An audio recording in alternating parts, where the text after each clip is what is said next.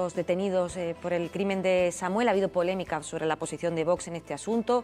Ustedes han anunciado una querella también contra alguna tuitera que les criticó. Me gustaría saber, aprovechando la oportunidad de que le tenemos aquí, si ustedes consideran que ese es un crimen homófobo, el crimen de Samuel. Muchas gracias, Irma. Dice usted que había polémica. No había polémica. Ha habido unos ataques absolutamente injustificados a Vox, en el que se han manipulado, en este mismo programa, por cierto, al menos en 2 ocasiones, declaraciones para hacerlas parecer que decíamos lo contrario que realmente habíamos dicho. Y fíjese qué interesante. Primero, no se sabe lo que ha pasado con exactitud y pensamos que lo ideal es que la policía investigue y que cuando se celebre el juicio sepamos exactamente cuáles han sido las causas, ¿no? Pero lo que una gran parte de la izquierda de este país, política y mediática, ha querido comunicar durante estos días ha sido que se asesinó a este joven, Samuel, que merece todo nuestro respeto y cuya familia merece todo nuestro apoyo, por el hecho de ser homosexual y que eso, de alguna manera, es responsabilidad de Vox. Ya le digo que aquellos miembros del Partido Socialista y de Podemos, usted ha citado a una, pero hay otro, que lo han vinculado directamente, lo tendrán que defender ante un tribunal de justicia, porque efectivamente vamos a tomar acciones judiciales. Pero según van evolucionando los días y se va conociendo un poco más el perfil de Samuel, y yo prefiero no entrar en mucho detalle, pero se va viendo que no es lo que se pretendía decir, porque ahora resulta que quien ha sido detenido y quien presuntamente ha podido cometer asesinato, pues responde a un perfil muy distinto del que la izquierda quería hacer ver. Resulta que eran ultras de izquierda, liderados por una mujer, que nada tenían que ver, más bien lo contrario, con nuestro posicionamiento político. Y la figura de Samuel pues también parece que va evolucionando, puesto que nadie sabía cuál era su condición sexual, que él administraba de una manera reservada, y sin embargo resulta que era una persona pues unas ciertas convicciones religiosas. ¿Vamos a decir que le mataron por ser cristiano? Pues probablemente no. Por lo que parece, y es todavía muy pronto por saber, su condición sexual, su condición religiosa, poco tenían que ver con lo que sucedió esa noche. Así que, efectivamente, hay gente que va a tener que responder ante un juez y cualquiera que intente vincular a Vox con ningún tipo de delito tendrá que hacerlo en el futuro también. Isma. Digo Paloma, pero Más repite.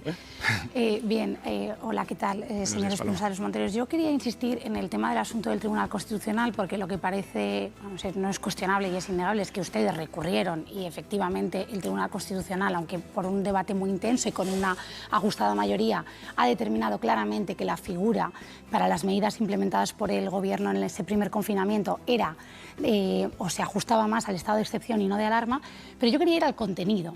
Porque le quería preguntar si ustedes consideran que el confinamiento en sí, la medida, estaba justificada en ese momento y posteriormente, porque no da la impresión, por los fragmentos que conocemos, no tenemos la sentencia aún entera, que esas medidas de confinamiento no quedaron cuestionadas. Quería saber la postura de Vox en el fondo, es decir, en el contenido, y luego si ustedes habrían apoyado un estado de excepción.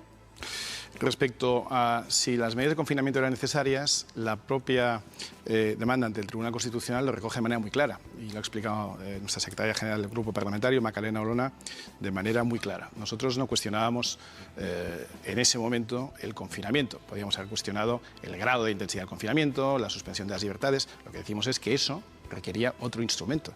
No es que se ajuste mejor al estado de excepción, es que era solo admisible bajo el estado de excepción.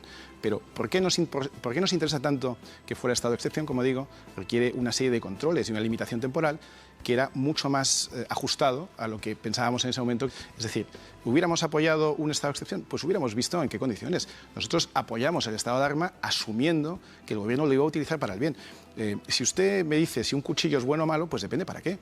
Un cuchillo para cocinar, pues es un instrumento bueno. Un cuchillo para hacer daño a una persona, pues está mal utilizado. Pero el problema no es el instrumento. Le pregunto por eso. El problema no es el instrumento. El problema es cómo se utiliza. Por tanto, si el estado de alarma hubiera servido para confinar o limitar, sin suspender los derechos españoles, permitirnos realizar algunas actividades y otras no, y luego irlo ajustando según iba pasando el tiempo, pero para eso hacía falta un control del legislativo, pues lo hubiéramos valorado. Pero lo que no podíamos permitir es que se utilizara el estado de alarma como si fuera un estado de excepción y no se pasara por el Parlamento para ir sometiéndose al control legislativo como marca nuestro ordenamiento constitucional. ¿Y por qué no lo plantearon? Pues claro que lo planteamos. No solo lo planteamos, sino que lo elevamos al Tribunal Constitucional. Sí, pero en el debate político ninguna formación dijo, pues deberíamos debatir si lo que tiene que ser es un estado de excepción y exigimos al Gobierno que venga cada 30 días al Congreso. O sea, mi pregunta es, ¿por qué ahora da la sensación? Se dijo reiteradas veces, tantas veces que al final decidimos presentar este recurso ante el Tribunal Constitucional y nos quedamos solos. Por eso somos el único partido que se opuso a la segunda y sucesiva sucesivas prórrogas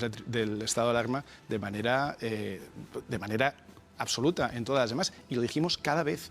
La expresión estado de alarma, que es en realidad un estado de excepción encubierto, esto nos lo ha oído usted desde el mes de marzo indefinidas veces. Por tanto, lo dijimos muchas veces. No nos hicieron caso, porque recurrimos al Tribunal Constitucional, eso es lógico.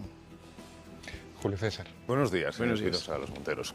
¿Ustedes comparten que los países que violen la libertad de expresión o que atenten contra la dignidad humana deban ser públicamente denunciados y sancionados, si es posible? Pues esa es una afirmación. Es una pregunta. Bueno, pues es la pregunta con la afirmación, en términos generales, pues parece sensato, ¿no? Lo que pasa es que luego depende mucho de cómo definamos qué son esa libertad de expresión y cuáles son los países o qué se considera que es un país que limita la libertad de expresión. Si usted me dice, oiga, en Cuba hay una libertad de expresión, pues parece que no, ¿verdad? Si usted va a ir por el lado de que en Hungría no hay libertad de expresión, pues quizás sería más debatible. Voy por ahí. Ya me imaginaba. Voy por ahí, sí.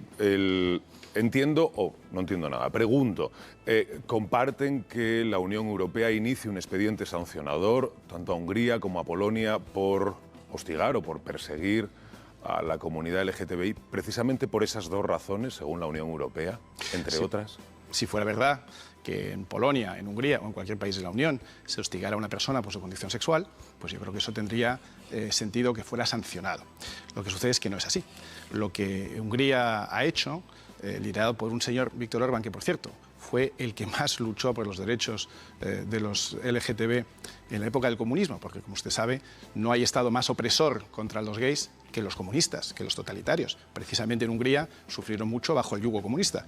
Ahora las personas homosexuales en Hungría pues tienen los mismos derechos que todos los demás. Lo que el señor Orbán ha dicho es que, entre otros derechos que él quiere preservar, es el de que los padres elijan la educación de sus hijos y que no se imponga que los colectivos subvencionados LGTB vayan a adoctrinar a sus hijos en las aulas.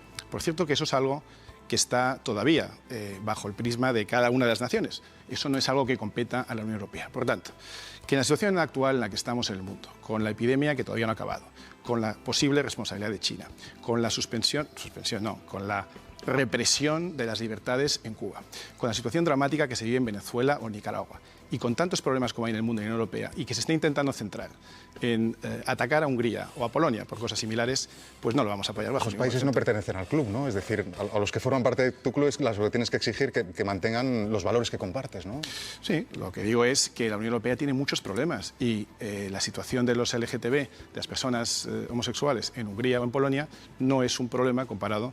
Vamos, no es un problema, punto. Sí. Y segundo... De los Monteros, más allá de lo que está considerando, en el caso de Hungría, ante la normativa aprobada por el presidente Orbán, también se impide que los medios de comunicación aborden determinados temas. Y eso es un ataque frontal a la libertad de expresión, más allá de las cuestiones en materia educativa a las que usted hacía referencia, desde su manera de ver las cosas. Bueno, claro, desde mi manera de ver las cosas. Claro, por eso digo, sí.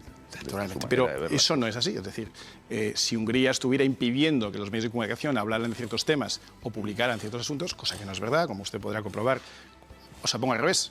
Bueno, enséñenos algún ejemplo, ¿no? Porque hemos estado mirando con mucho interés. La Unión Europea en eso fundamenta los expedientes sancionadores. No, la esencia del expediente sancionador tiene que ver Salvo que con la ley de educación. Menos Hungría y Polonia. No, es que no solo Hungría y Polonia, son una serie de partidos de muchos países muy distintos. Otra cosa es que el consenso socialdemócrata, liberal que hay en Europa haga que estos países intenten ser marginados, porque están liderados por partidos que no corresponden con ese consenso. Eso sí es posible.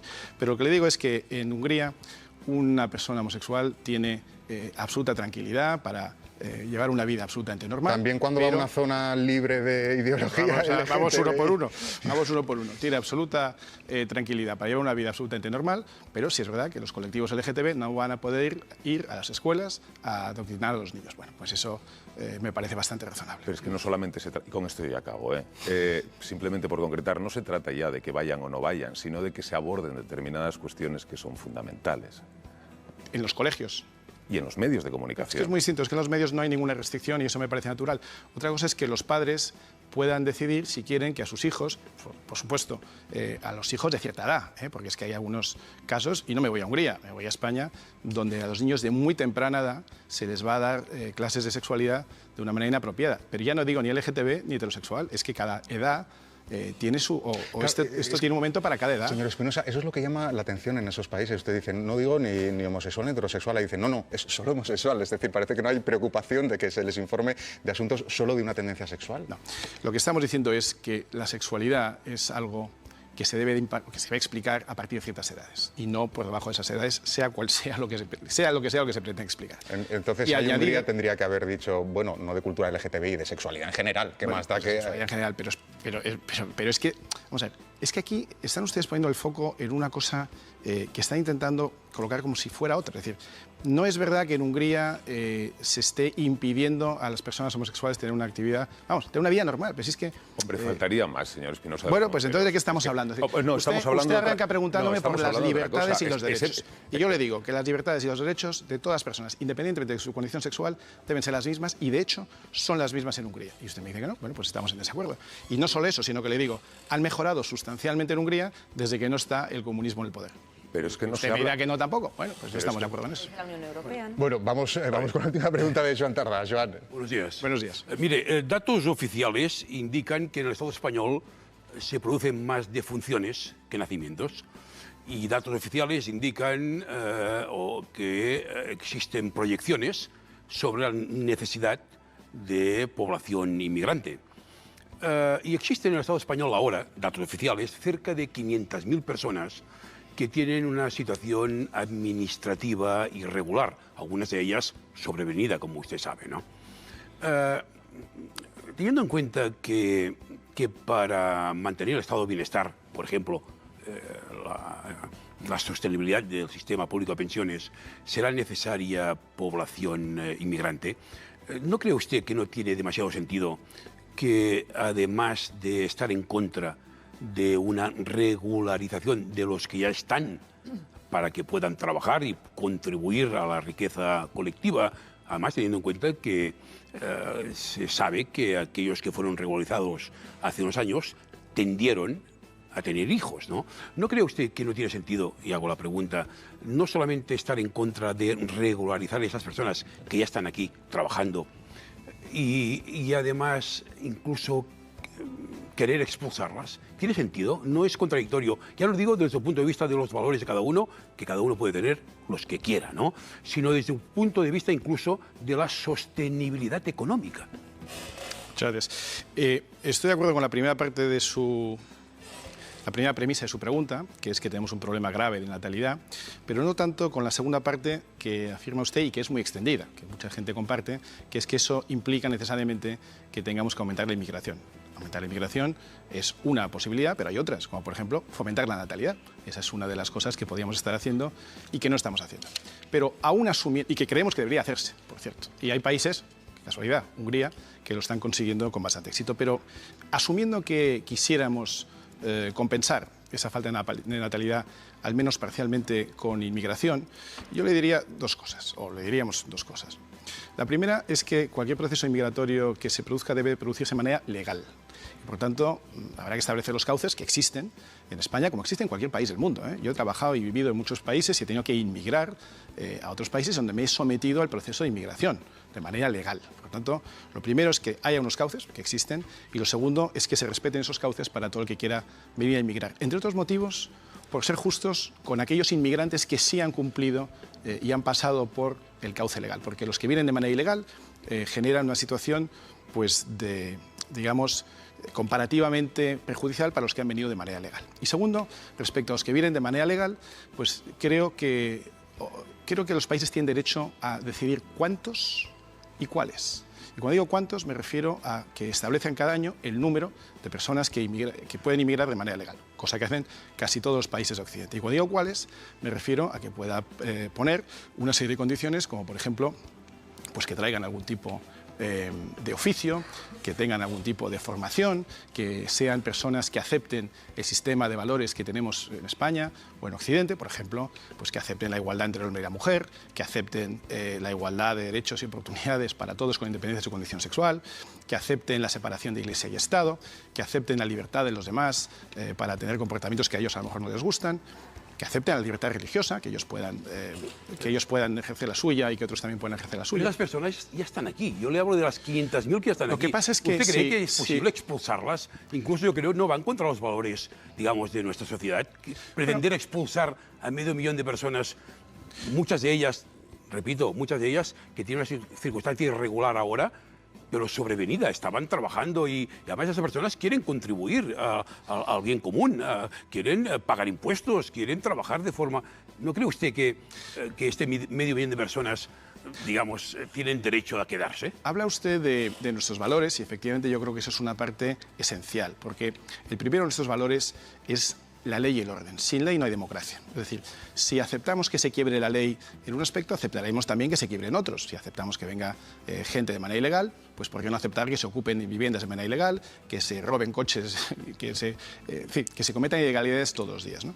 Nosotros defendemos la ley y el orden. Oiga, la ley no impide que la gente venga e inmigre de manera legal, todo lo contrario. Lo que decimos es que se conduzcan por ese, digamos, por ese sistema legal de inmigración. Por tanto, si lo que hacemos es ir regularizando cada 10 o 12 años, porque ya hubo una gran regularización hace unos años, en la época de Aznar, si no me equivoco, y se dijo, ya nunca más, esto es la última vez, los que vengan de manera ilegal en el futuro no podrán ser regularizados, pero si volvemos a regularizar, entonces el mensaje que estamos mandando a los inmigrantes de todo el mundo es, oiga, venga usted aquí, se empadrona, usted empieza a tener derechos inmediatamente, derecho a la salud, el derecho a educación, incluso asistencia social si no encuentra trabajo, y dentro de unos años ya sabe usted que en España la tradición es someterle a una regularización. Por tanto, el conducto legal puede ser pesado, pero venga usted de manera ilegal, aquí le acogeremos y todo esto con cargo a los contribuyentes. Por tanto, yo creo que no. Yo creo que lo que hay que hacer es regularizar a aquellos que se sometan a nuestra legislación previamente, que traigan la formación suficiente, aquellos que pensemos que se van a poder integrar y que van a poder efectivamente aportar a nuestras arcas públicas, que van a poder trabajar, y esos son los que yo creo que deberían de venir. Bueno, vamos con la pregunta ciudadana. Marina, ha hablado de Cuba, le pregunto, pedían que el Ejecutivo condenara lo que está ocurriendo allí, el comportamiento del régimen. ¿Cuál debería ser, en su opinión, la posición española? ¿Condena, sanciones? La posición española debería ser una posición de liderazgo, que es mucho más que lo que usted... Desde luego incluye condenas, desde luego incluye sanciones, pero España tiene una responsabilidad histórica con nuestros países hermanos en Iberoamérica. No solo con Cuba, desde luego con Cuba, con Venezuela, con Nicaragua, con Perú, donde hemos pedido desde el Grupo Parlamentario Vox que el Gobierno inste a la OEA, la Organización de Estados Americanos, a que acometa una auditoría de los resultados electorales. Pero Cuba, que es el tema que en esta semana nos ocupa y nos preocupa mucho, es un sitio donde España debería estar ejerciendo, como digo, una posición de liderazgo. Por nuestra doble vertiente europea e iberoamericana, creemos que en la Unión Europea se debería escuchar, y de hecho se suele escuchar la posición de España respecto a Iberoamérica para marcar el camino. Se da la circunstancia, además, de que el comisario de Exteriores de la Unión Europea es español, es el señor Borrell, que tiene alguna experiencia porque ya ha sido ministro de Exteriores. Por lo tanto, España debería estar liderando un proceso para no solo pedir que se libere a todos los periodistas que han sido detenidos, que dicen que son más de 200, a todos los presos políticos que llevan años en las cárceles cubanas. Pero no solo eso, sino que además se transicione de una vez hacia una democracia, con elecciones libres, con elecciones transparentes y verificables, y se libere al pueblo cubano del yugo comunista que está causándole un daño irreparable y que está generando tanta miseria, tanta pobreza y tanta tristeza en nuestros hermanos cubanos. Sabe que ese camino tendría graves consecuencias para las casi 300 empresas que hay en el país. Deben asumirlas. Yo me imagino que las empresas españolas que están en Cuba estarían encantadas de que Cuba transicionara hacia la democracia, hacia la libertad política y económica. No me cabe ninguna duda. ¿No cree que si se diría, oye, hay que condenar a este régimen y poner en marcha sanciones, no se cerraría completamente el grifo a esas empresas y tendrían que salir? ¿Entiende que no tendría consecuencias para la economía de nuestro país? En la vida hay prioridades y, por tanto, la de los derechos humanos está por encima de los presuntos perjuicios que ya veríamos si realmente se producen o no de las compañías españolas que pueden estar ahí, que por cierto lo están en un régimen de colaboración con el gobierno cubano, porque ya sabe usted que en Cuba no hay libertad de empresa, no hay libertad de nada, pero tampoco hay libertad de empresa, y por tanto si usted abre un hotel o abre cualquier negocio, lo tiene que hacer con el régimen cubano. Incluso los sueldos que se pagan a los empleados de ahí no los pagan las empresas españolas, se les paga al gobierno cubano, que se queda con su enorme proporción, que luego es el que contrata y paga a los trabajadores cubanos que están en esos hoteles. Pero insisto, la prioridad es liberar a Cuba del yugo del comunismo, recuperar la libertad en todos los aspectos, desde luego la libertad política, pero también las libertades personales, la libertad de empresa, para que más empresas españolas puedan establecerse en Cuba, puedan colaborar a su reconstrucción, porque si uno ve, y en esta semana estamos viendo las protestas en las calles de Cuba, si uno ve las calles de Cuba, incluso de La Habana, que es una ciudad preciosa, aquello parece como si hubiera habido una guerra, porque está todo destruido, está todo carcomido, es un absoluto desastre. Las personas que están también manifestándose pues muestran, contrariamente a lo que le escuché decir ayer a un socialista, pues signos claros de desnutrición y de desesperación, porque es que yo creo que nadie se da cuenta de lo que es vivir 60, 70 años bajo el yugo del comunismo en un país paupérrimo, cuando era uno de los países que tenía más potencial a mediados del siglo pasado. Es un absoluto desastre y esperamos que España contribuya a la mejora de la situación en Cuba, en Venezuela, en Nicaragua, en todos los países iberoamericanos.